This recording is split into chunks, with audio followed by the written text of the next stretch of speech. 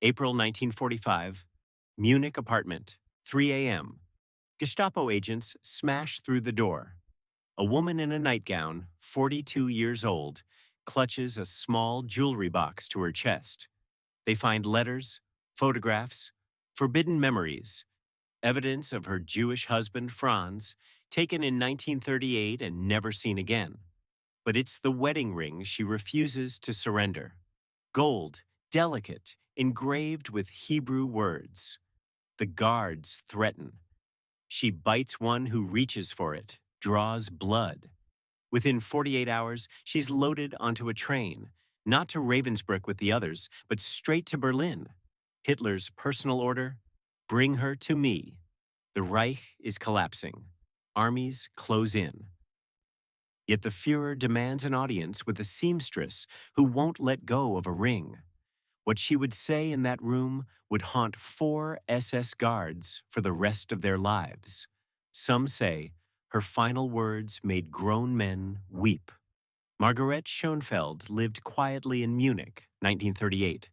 She was 35, married to Franz, a surgeon with steady hands and a kind smile. They'd been married 4 years. He was Jewish. She was not. On November 9th, Kristallnacht, they came for him. 30,000 Jewish men arrested that night across Germany. Franz was one. He kissed her forehead, told her he'd return. He never did. The wedding ring stayed on her finger for 3 days after. Then the laws changed. Jews forbidden from owning property, their marriages declared invalid. She was ordered to remove all trace of him. She took off the ring in front of the magistrate, nodded, walked out. Then she bought a thin silver chain, hung the ring around her neck, tucked it under her blouse. For 7 years, she wore it, every single day. No one knew, and she waited. By 1945, Berlin was unraveling, but inside the Reich chancellery, enforcement tightened. Hitler's paranoia deepened as armies closed in.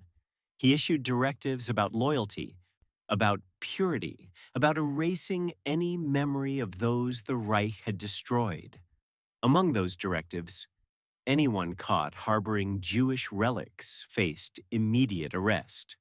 Margaret's neighbor, Frau Holzer, had watched her for years, noticed the way she touched her collarbone when speaking of the past, reported her to the local Gestapo in March 1945. They investigated quietly, found the letters in a false drawer, the photographs hidden in the lining of a coat, and the ring, which she wore day and night on that silver chain. Her file was flagged, sent to Munich headquarters, then to Berlin. Hitler personally reviewed cases of ideological betrayal. When he read hers, he underlined one sentence: subject refuses to renounce Jewish husband. He signed the arrest order himself. The officers who received it were baffled. One middle-aged seamstress, the Führer's signature. On April 18th, they came for her at dawn. She was given 10 minutes to pack. She took nothing but the clothes on her back and the ring, which she transferred from the chain to her mouth, tucking it beneath her tongue. When the guard reached for her neck, checking for contraband, she bit his hand, drew blood. He struck her across the face. She swallowed hard, kept the ring down. They loaded her into a car, then a train. Standard protocol: Ravensbrück, the women's camp, 50 miles north of Berlin. But halfway through the journey, the train stopped. Orders changed. New destination: Berlin. Direct transport. The 2 guards escorting her exchanged glances. One whispered, "Why her?" The other shrugged. In the file, a final note had been added in ink. Subject has requested personal audience with the Führer. Request approved. No prisoner requested such a thing, and no request was ever approved, except this one. The train ride took 3 days. Allied bombs fell close enough to rattle the car. Margaret sat in silence, hands folded, ring pressed against the roof of her mouth. The two guards, SS officers, young, efficient, watched her. She spoke only once. On the second night, as the train passed through darkness, she whispered a prayer. Hebrew. The older guard, a man named Klaus from Bavaria, recognized the cadence. His mother had been Catholic, devout.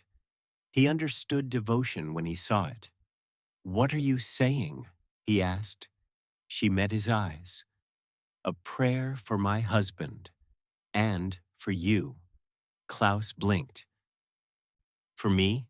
She nodded. "You'll need it more than I will." He didn't respond. Later in the dark, he pulled out a small notebook, forbidden, but he'd kept it since the war began, and wrote, April 19th, 1945. "The woman prays for us. I don't know what that means." He would write more before this was over.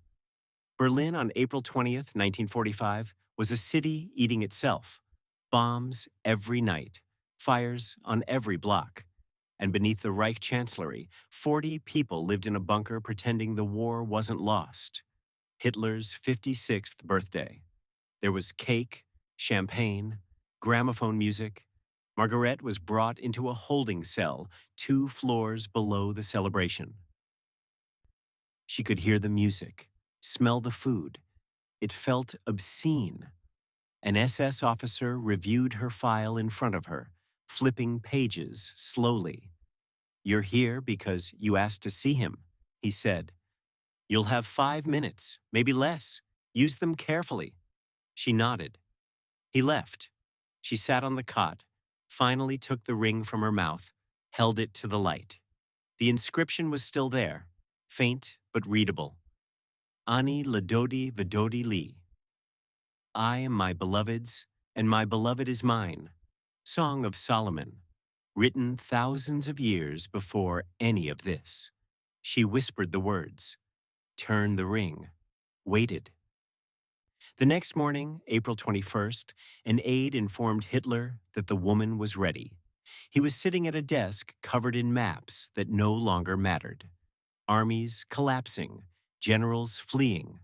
The Reich, which was supposed to last 1,000 years, had 13 days left. And yet he said, "Bring her to the map room. I want to see her face." His staff was baffled. Bormann asked why. Hitler didn't answer. They brought Margaret up from the cell, gave her a clean dress. She hid the ring under her tongue again, just in case. When the door to the map room opened, Hitler was standing with his back to her, staring at a map of Berlin. He didn't turn. "Why did you keep it?" he asked. She stepped forward, took the ring from her mouth, set it on the table between them. "Because you can't kill love, Herr Hitler," she said. "You tried. You failed." He turned, stared at the ring, then at her. Hitler sat. 4 guards stood along the walls, rifles ready. Margaret remained standing. He picked up the ring, examined it in the light. His hands trembled. They'd been trembling for months. "Your husband is dead," he said flatly. "This ring means nothing." She smiled, and it unnerved him. "Then why am I here?" she asked. "Why do you care about one woman and one ring?" Silence. He set the ring down, pushed it toward her. "Sentiment is weakness." "Then you must be very strong," she said, "to have killed so many." His face darkened. "You insult me in my own house?" "I'm telling you the truth. Isn't that what you wanted? You brought me here." He stood abruptly, pointed at the guards. "Remove her." They stepped forward.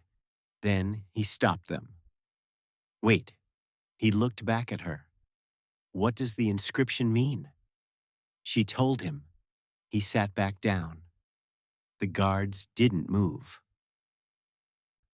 And she kept talking. "I am my beloved's, And my beloved is mine, Margaret said. It's from the Song of Solomon, a love poem written 3,000 years ago. Hitler stared at the ring. Love, he said, almost spitting the word. Love is a lie people tell themselves to avoid reality. No, she replied. Love is what survives when everything else is taken.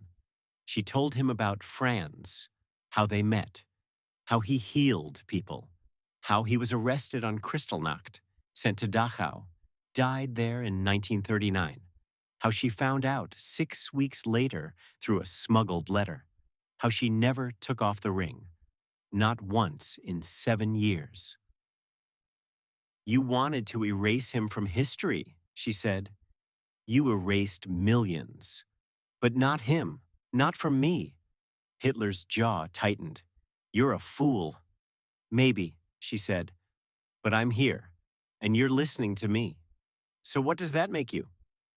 One of the guards, Klaus, wrote later, I have never seen anyone speak to him this way. She was not afraid. Hitler leaned forward. Do you think your defiance matters? You're one woman, one ring. I've built an empire. Your empire is dying, Margaret said. I can hear it dying above us. But this ring, she held it up. This will outlast you. His face flushed red. He stood, slammed his hand on the table. You will be executed for this insolence. She didn't flinch. I know, but I'll die with this on my finger. What will you die with? Silence. The guards shifted. No one breathed. Hitler sat back down, slower this time, and for 30 seconds he said nothing. Then, quietly, what did he see in you? Margaret softened. He saw someone who would remember him. That's all anyone wants, isn't it? To be remembered? Hitler looked away. Picked up the ring again, turned it in his fingers. You really believe this? After everything I've done? After everything you've lost? I believe, she said, that love is stronger than hate. And you know it too. That's why you're afraid. He handed the ring back, ordered the guards to return her to her cell, but he kept staring at his hands. That night, Klaus wrote in his notebook, April 21st, 1945. Evening. Today I watched a seamstress defeat the Führer. I don't know how else to describe it. She was calm. He was not. She spoke about love. He spoke about power. But her words cut deeper than any blade. When she left the room, he sat there for 10 minutes, silent, staring at nothing. We stood and waited. Finally, he dismissed us. I don't think he even knew we were still there. Klaus was a Catholic from a small village outside Munich. He'd joined the SS in 1939 because he believed in order, believed in Germany. But the war had rotted all of that. He'd seen things that kept him awake at night, heard screams that never stopped echoing. And now, this woman, small, quiet, unarmed, had done what no general, no army, no bomb had done. She had shown the Führer something he'd spent years trying to destroy, the undeniable reality that love endures. Klaus closed his notebook, made a decision. If she was to be executed, he would make sure she died with dignity, even if it cost him his life. On April 22nd, Hitler summoned Margaret again. She was brought back to the same room. The ring was placed on the table in front of her. He stood by the window, looking out at the ruins of Berlin. You'll be executed tomorrow, he said without looking at her. I wanted you to know. I already knew, she replied. He turned. Before you die, answer me one thing. Do you forgive me? She paused, picked up the ring, put it on her finger for the first time in days. Forgiveness isn't mine to give, Herr Hitler. You didn't just hurt me, you hurt humanity. But your husband, Franz, forgave you before he died. Hitler's face twisted. That's impossible. He wrote it in his last letter, smuggled out of Dachau. He said he pitied you, said you were a man who mistook fear for strength. Silence. Hitler turned back to the window. You're dismissed. The guard stepped forward. As she reached the door, she stopped, turned, and spoke her final words. Klaus, standing nearest, would never forget them. None of the guards would, because what she said was this: I forgive you, Adolf, not because you deserve it, because Franz would want me to. 4 men stood in that room. All 4, in testimonies given years later, said the same thing. They saw tears on Hitler's face. He didn't turn around, didn't speak, just stood there, shoulders shaking. Margaret was escorted out. Down the hall, back to her cell. Klaus walked beside her. Why did you say that? He whispered. She smiled. Because hate only grows in darkness. I won't give him that. The next morning, April the 23rd, 1945, she was led to a courtyard. No trial, no ceremony, just a wall and a single guard with a rifle. Klaus had asked to be present. He was denied. But he disobeyed orders, stood in the doorway, watched. Before the shot, Margaret was given a chance to speak. She declined. Instead, she held up her hand, showing the ring. The guard hesitated. Klaus had told him, let her keep it. The shot came. She fell. The ring stayed on her finger. And Klaus, standing in that doorway, wept. In 1963, Klaus published his diary. It was titled The Woman Who Made Hitler Weep. In it, he detailed everything: the arrest, the journey, the confrontation, the execution. He described Margaret's calm, her conviction, her final act of forgiveness. The book caused a stir. Some dismissed it as fabrication. Others called it propaganda. But historians verified the dates, the locations, the names. Margaret's arrest record existed. The execution order, signed by Hitler. The diary entries, dated and consistent. The ring itself was recovered in 1946 by a fellow prisoner who survived Ravensbrück and returned to the courtyard months later. She found Margaret's remains, took the ring, smuggled it to Switzerland, and eventually returned it to Franz's surviving sister in Israel. It now sits in Yad Vashem, behind glass, under soft light. The inscription is still legible. Ani Ladodi Vadodi Li. Thousands visit it every year. Many report feeling something inexplicable when they see it. Warmth, perhaps, or sorrow, or something that transcends both. Hitler married Eva Braun on April 29, 1945, one day before he died. They exchanged rings in the bunker. Gold bands, hastily chosen. Both rings were lost after the suicide. Burned with the bodies, some say. Looted by Soviet soldiers, others claim. Either way, they vanished. No one remembers them. But Margaret's ring, small, scratched, inscribed with ancient words, remains. It sits in a museum, witnessed by millions, a testament to defiance, to love that refused to die even when the world tried to kill it. Visitors stand before the glass, read the placard. Love's defiance in humanity's darkest hour. The gold catches the light. The Hebrew letters, though worn, are still clear. And in that small circle of metal, there is a story, one that a seamstress carried through 7 years of terror into the heart of evil and out the other side. She died, but what she stood for did not. The ring remains. The love remains. And the lesson, quiet but absolute, glows eternal. Even in the darkest hour, love is stronger than hate.